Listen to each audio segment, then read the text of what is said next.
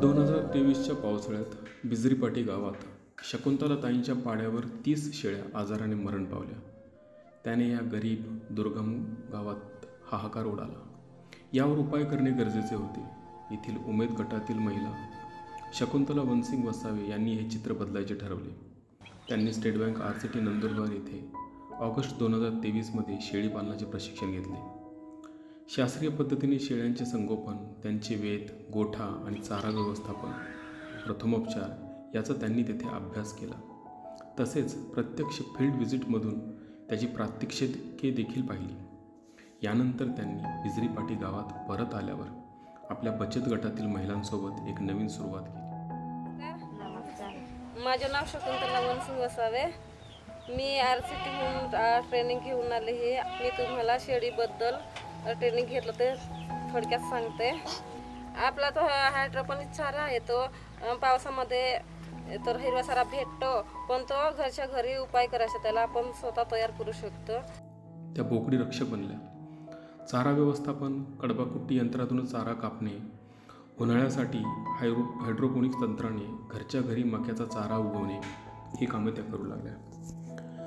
त्यांनी बरसीम, दशरथ घास, नेपियर यासारखी पिके उन्हाळ्यामध्ये घ्यायला सुरू केलं. यामुळे उन्हाळ्यात देखील सकस पोषक खाद्य प्राप्त व्हायला लागले, ज्याने शेळ्यांची रोगप्रतिकारक क्षमता टिकून राहण्यास आणि पावसाळी आजारांचा सामना करण्यास त्यांना मदत झाली. आमचे सातपुडा पहाड असल्यामुळे गावामध्ये आधीपासून पारंपरिक पद्धतीने आम्ही शेळीपालन व्यवसाय करतोय, पण शेळीचा आजार आणि त्यांच्या चाराबद्दल आम्हाला तेवढं माहिती नव्हतं.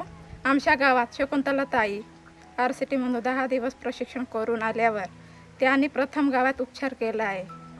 मग बऱ्यापैकी आता शेळीला जो लागणारा आजार आहे तो वेळेवर उपचार होतं आणि शेळीची मृत्यू कमी होत चालली.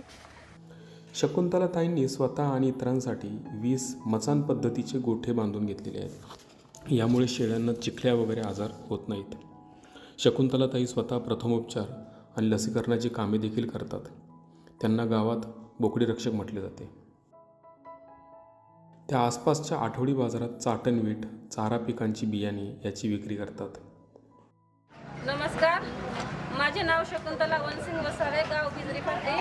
प्रशिक्षण घेऊन आल्यानंतर आम्ही गावात येऊन बोकडी रक्षक म्हणून काम करतो. यात महत्त्वाचे म्हणजे हे आहे, शकुंतलाताईंची यशोगाथा ही वैयक्तिक नाही आहे, ती एक सामाजिक स्थित्यंतर आणि अरिष्टावर विजयाची कहाणी आहे.